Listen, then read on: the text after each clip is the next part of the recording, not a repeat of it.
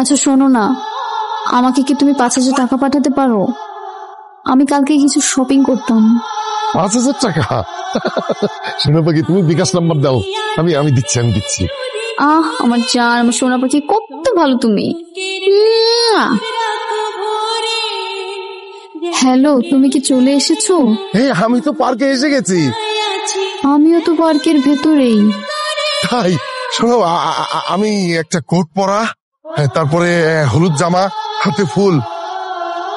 বুনি, আচ্ছা তোমার কি ডান হাতে ফোন বাম হাতে ফুল? হ্যাঁ, তোমার বাম হাতে ফুল, ডান হাতে মোবাইল। এই তুমি আমাকে দেখছো নাকি?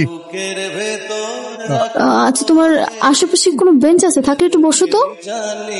হ্যাঁ, বেঞ্চ আছে।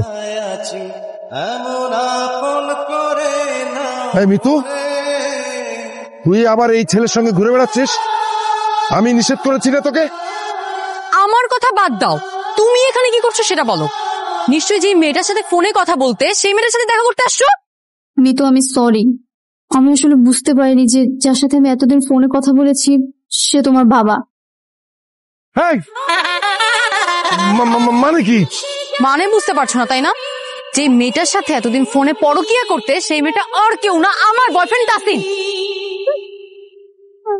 ঘরে বউ মেয়ে রেখে অন্য মেয়ের কথা চিন্তা করতে তোমার লজ্জা করলো না বাবা?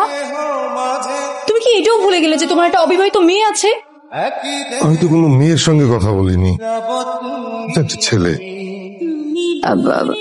আঙ্কেল, আমি যদি ছেলে না হয় একটা মেয়ে হতাম তাহলে আপনি কি করতেন? আপনি তো সত্যি সত্যি আমাকে বিয়ে করতেন। আপনি আমাকে বলছেন না যে একটাবার মেয়েটার বিয়ে হয়ে যেতে দাও, তারপর আমি তোমাকে বিয়ে করবো। শোনা, আল্লাহ গো, এই কথা শোনার আগে আমার মরণ হলো না কেন? আল্লাহ রে, এইভাবে কান্নাকাটি করো না তো, এখানে মরা কান্নার কিচ্ছু নেই। যা হয়েছে শেষ, এই ঝামেলা এখানেই শেষ। ঝামেলা শেষ? তোমাকে কে বললো? তোমার সাথে আমি সংসার করবো না।